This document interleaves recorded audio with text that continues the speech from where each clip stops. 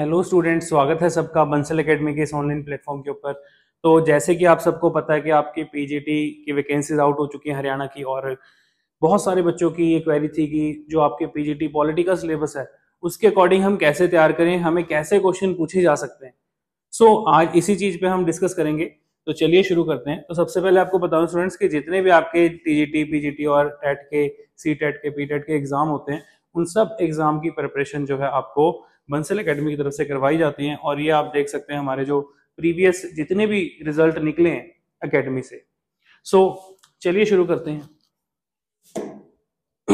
तो स्टूडेंट्स, अगर बात की जाए आपके जो सिलेबस दिया हुआ है, आपको पता होना चाहिए जी आपका जो एग्जाम है वो ऑब्जेक्टिव के साथ साथ सब्जेक्टिव भी होगा और डिस्क्रिप्टिव पेपर भी आएगा।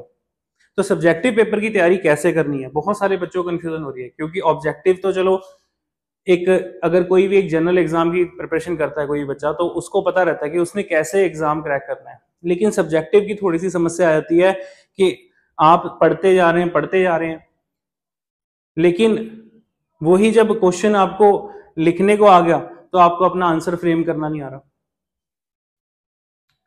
तो स्टूडेंट्स, कंपटीशन बहुत टाइट रहने वाला है। और आपको बता दूं कि बंसल एकेडमी की तरफ से आप जितने भी जो भी बच्चे ज्वाइन करेंगे, आपको एक पॉइंट क्लियर कर दूं कि 24/7 जो है टीचर्स टेक्निकल टीम हमेशा आपको सपोर्ट करती रहेगी। और प्लस जो भी आपका टॉपिक कराया जाएगा उसके बाद आपको कंप्लीट नोट्स, असाइनमेंट और जो डिस्क्रिप्टिव टेस्ट आपके होने, वो सारे के सारे डिस्क्रिप्टिव टॉपिक वाइज क्वेश्चन आपको प्रोवाइड कराए जाएंगे। और आपकी जो आप क्वेश्चन चेक कराएंगे अपने असाइनमेंट्स में, वो सारे आपके आंसर्स की इवेल्युएशन जो है वो टीचर आपको करके देंगे। आई होप सबको मेरी बात समझ में आ गई होगी। तो चलिए शुरू करते हैं। अब आपको पता है जी, सिर्फ मेंशन कर दिया पॉलिटिकल थ्योरी। मान लो जो सिलेबस है आपका,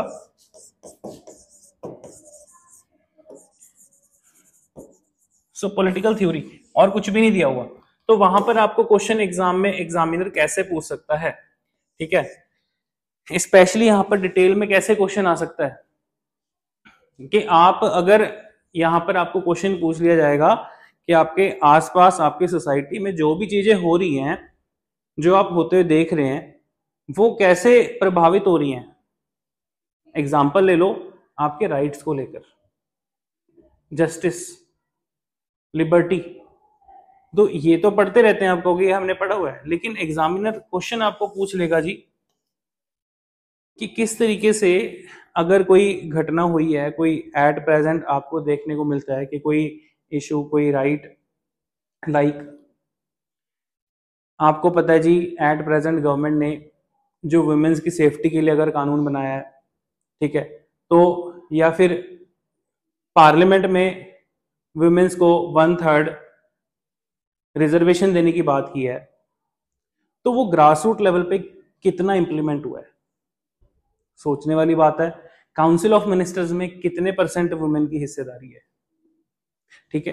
तो वो आपको लिंक करके ऐसे क्वेश्चन पूछेगा। एग्जामिनर जो है आपको डायरेक्ट बिल्कुल कोई डेफिनेशन नहीं पूछ देगा कि डेफिनेशन बताओ इसकी। जो ऐसे सोच के तैयारी कर रहे हैं तो मतलब कि वो लोग ऑटोमेटिकली रेस से बाहर हैं। अंडरस्टैंड? पॉइंट आ जाता है जी, आपको क्वेश्चन पूछ सकता है अगर कॉन्स्टिट्यूशन का आ गया, ठीक है। अब मेंशन है कि भाई fundamental rights, DPSP, directive principle of state policy, syllabus में दिया हुआ है प्रेम्बल। तो भाई ये दोनों के दोनों जो एक इंपॉर्टेंट आप पढ़ते हो पार्ट कॉन्स्टिट्यूशन के, कैसे हमारे प्रेम्बल को जस्टिफाई करते हैं। एग्जामिनर क्वेश्चन पूछ लेगा आपसे, how they justify the preamble, DPSP and fundamental rights. ज्यादातर क्वेश्चन आपको हाउ, व्हाट, व्हाई, क्यों, कैसे है, तो इस तरीके से आपको क्वेश्चन पूछा जाएगा। आई होप सबको मेरे पॉइंट समझ में आ रहे होंगे। तो जो जो आपको पॉइंट बता रहा हूं वो जरूर नोट डाउन करना, ठीक है। इसी तरीके स्टूडेंट्स आपको मेंशन है कि पोस्ट इंडिपेंडेंस और प्री इंडिपेंडेंस का पार्ट, एक सेकेंड, हाँ जी। आफ्टर इंडिपेंडेंस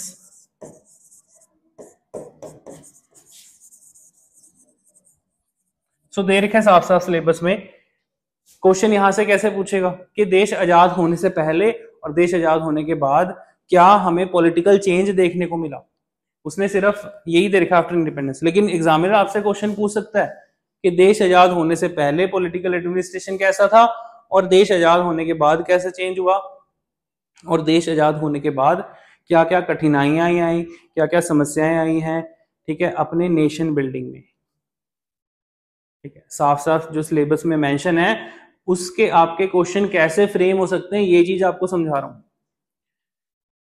सो जिन बच्चों का बहुत पहले से मान लो किसी की एजुकेशन बीच में गैप पड़ चुका है, ठीक है, जिसको अपनी ग्रेजुएशन और पोस्ट ग्रेजुएशन किए हुए बहुत टाइम हो चुका है, सो उन बच्चों को अगर समस्याएं आ रही हैं तो मैं आपको ये चीज सजेस्ट करूंगा कि आपके पास टाइम बहुत थोड़ा है, ये मौका दोबारा नहीं आता स्टूडेंट्स, और आप नीचे दिए गए डिस्क्रिप्शंस पे जो फोन नंबर दिए गए हैं उसमें कॉल करके पूछ सकते हैं, ज्यादा जानकारी ले सकते हैं और अपनी क्वेरी जो है डिस्कस कर सकते हैं। चलिए आगे आ जाते हैं नेक्स्ट। सो इसी तरीके से आपको क्वेश्चन एग्जामिनर कैसे फ्रेम कर सकता है, प्रेसिडेंट का, प्राइम मिनिस्टर का, काउंसिल ऑफ मिनिस्टर का, और जो अभी आपके इलेक्शन हुए हैं इलेक्शन का, कि इलेक्शन का क्या रोल है, प्रेसिडेंट का, काउंसिल ऑफ मिनिस्टर्स का एट प्रेजेंट क्या रोल है, एनडीए गवर्नमेंट के ऊपर क्वेश्चन आ सकता है, ठीक है, जो एट प्रेजेंट आपका नेशनल डेमोक्रेटिक अलायंस हुआ है, तो उसमें उससे आपको क्या समझ में आता है, ठीक है, तो गवर्नमेंट की क्या स्ट्रेंथ है, क्या वीकनेस है, ये आपको क्वेश्चन पूछ सकता है, ठीक है। और प्रेसिडेंट के इलेक्शन जो आपको डायरेक्ट क्वेश्चन पूछे जा सकते हैं, प्रेसिडेंट की इलेक्शन, उसके पावर और उसके जो एडमिनिस्ट्रेशन है, उसके जो जो काम है, वो आपको क्वेश्चन एग्जामिनर पूछ सकता है।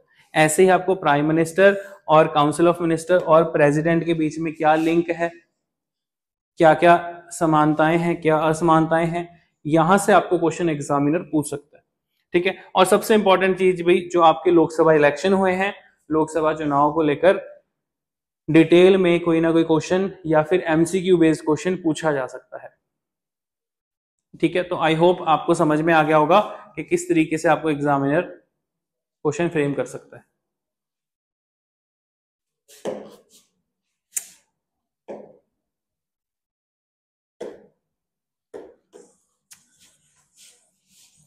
नेक्स्ट पॉइंट स्टूडेंट्स ध्यान समझ लो जी, जो आपके पॉलिटिकल थिंकर है, अब पॉइंट आता है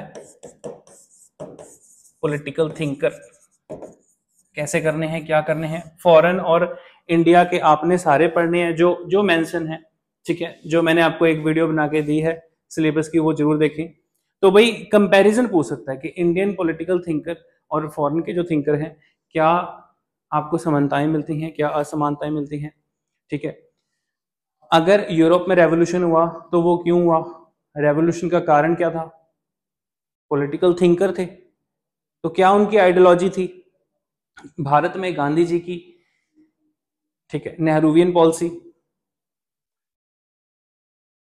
बी आर अम्बेडकर, तो ये आपको यहां से डायरेक्ट क्वेश्चन पूछ सकता है, ठीक है।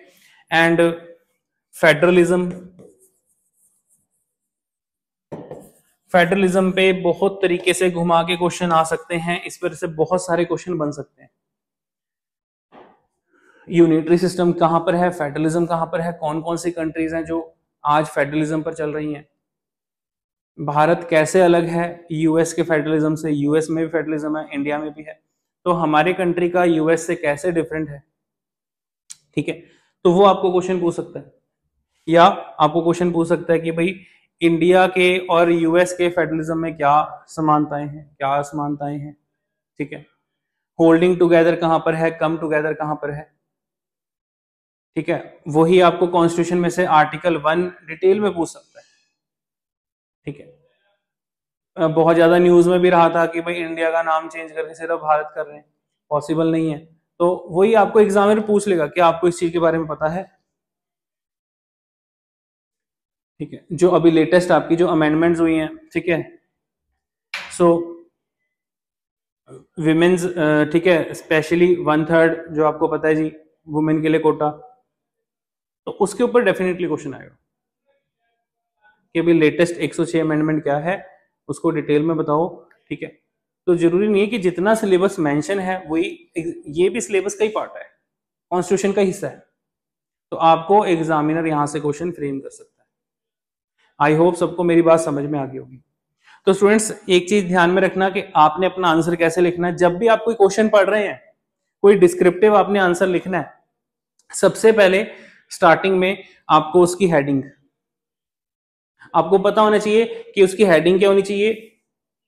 अगर कोई पॉलिटिकल थिंकर पे लिख रहे हो, अगर आपको उस थिंकर का क्योट आता है अच्छे तरीके से, तो वो जरूर मेंशन करो स्टार्टिंग में।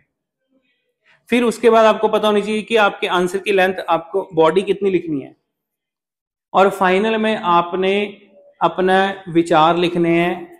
आपने बताना है कि भाई कि क्या, जैसे मैंने आपको अभी बताया कि भाई हमेशा आपको एग्जामिनर ऐसे क्वेश्चन पूछेगा ही पूछेगा कि इस चीज का क्या इफेक्ट है, क्या समानताएं हैं, क्या असमानताएं हैं।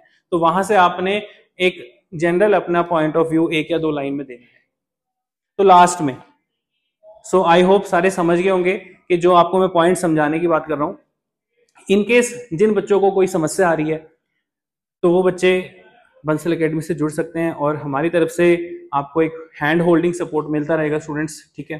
तो आई होप वीडियो सबको अच्छी लगी होगी। वीडियो पसंद आई हो, वीडियो लाइक करें, चैनल सब्सक्राइब करें। Thank you.